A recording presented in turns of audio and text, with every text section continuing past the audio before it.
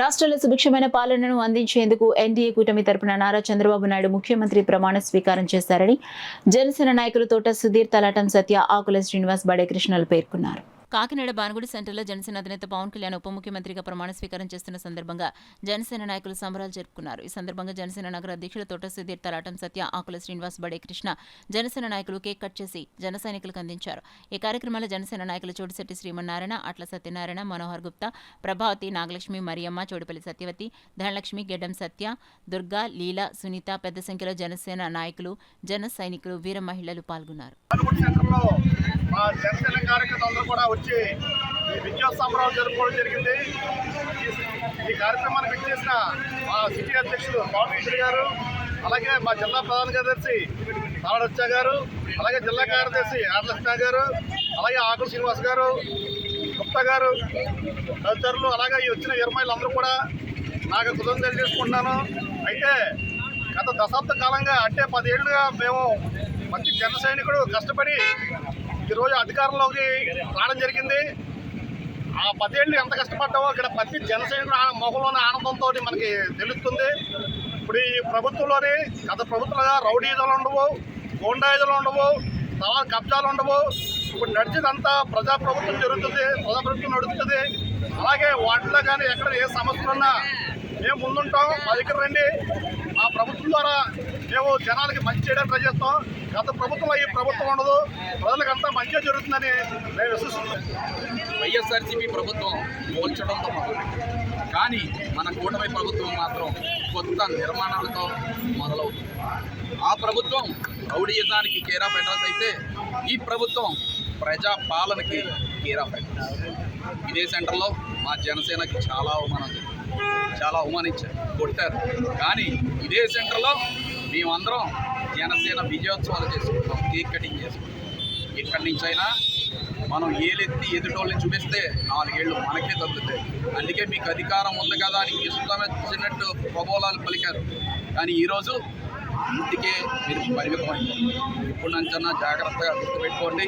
మనకు అధికారం వచ్చిందంటే ప్రజలకి మంచి చేయడానికి అధికారం వచ్చిందనుకోవాలి తప్ప ప్రతిపక్షాలను లేదంటే జనసేన నాయకులను కింద పడి చేయడాలా మాట్లాడాలి కాదు. మేము చూపిస్తాం అభివృద్ధి అంటే. కాకినాడ నగరాన్ని అత్యాధునిక సుందరీకరణంగా చిత్రీకరించి ఈ స్టేట్ అంతా కూడా కూటమి ప్రభుత్వంతో సస్యశ్యామలంగా ఉండేలా ప్రభుత్వం చేస్తుందని తెలియజేసుకుంటూ, మా అధినేత జనసేన అధినేత పవన్ కళ్యాణ్ గారు ఈరోజు వైసీపీని ఏదైతే అతాపాతాలకు తొక్కేస్తానని ఆ రోజు చెప్పారో అదే మాట మీద వ్యూహంతో కలిపి ఆయన వెనకాల మేమందరం నిలబడ్డాం, రాష్ట్ర ప్రజలందరూ. అలాగే ఈ రోజుని కనుమరుగైపోయింది వైసీపీ ప్రభుత్వం. ఇదే సెంటర్లో వీర మహిళల్ని, జన సైనికుల్ని ఎంతో హింసించారు. ఈ ప్రభుత్వం అండదండలు పెట్టుకొని, పోలీసు వాళ్ళని పట్టుకొని, అధికారాన్ని బట్టి డబ్బును పట్టుకొని ఎంతో హింసించారు. అని ఇదే సెంటర్లో మళ్ళీ మాట్లాడుతున్నాం. మేము జనసేన పార్టీని కాకినాడ సిటీలో మేము తీసుకొచ్చిన దాకా జనసేన పార్టీ కోసం నిలబడి పోరాడుతూ ఉంటాం.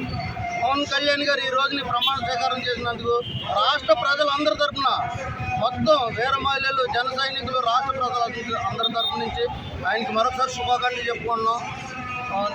నెక్స్ట్ వచ్చి 2029 ఎలక్షన్లో మేమందరం ఈ కూటమి బలపరిచిన ప్రతిదీ కూడా మేము ప్రజల్లోకి తీసుకెళ్ళి ప్రజల అండదండగా ఉంటామని, వచ్చి రాబోయే ఎన్నికల్లో మళ్ళీ ప్రజలకు చేరువయ్యి మేము జనసేనను బలోపేతం చేసుకుంటాం. చంద్రబాబు నాయుడుకు ఉండేటువంటి అనుభవం, అదేవిధంగా సెంటర్లో మోడీ గారికి ఉండేటువంటి ఒక గొప్ప వ్యూహరచనతో ఈ రోజున మనం ఆంధ్రప్రదేశ్లో, ఆంధ్ర రాష్ట్రంలో ఒక మంచి ప్రభుత్వాన్ని, సంకేత ప్రభుత్వాన్ని ఏర్పడిపోతున్నాం. ముఖ్యంగా పడుతున్నది ఏంటంటే ఈ వీర మహిళలను, ఈ జనసేన నాయకులను ఇదే సెంటర్లో మన ఈ వైసీపీ ప్రభుత్వం వాళ్ళు నిర్దాక్షిణ్యంగా కొట్టారు, అవమానపరిచారు, బుద్ధించారు. కానీ ఈ రోజున మన పవన్ కళ్యాణ్ గారు ఏ రోజైతే ఇక్కడ తొలగొట్టి ఛాలెంజ్ చేశారో అదే విధంగా జనసేన పార్టీ తరఫున నేను తొలగొట్టి చెప్తున్నాను.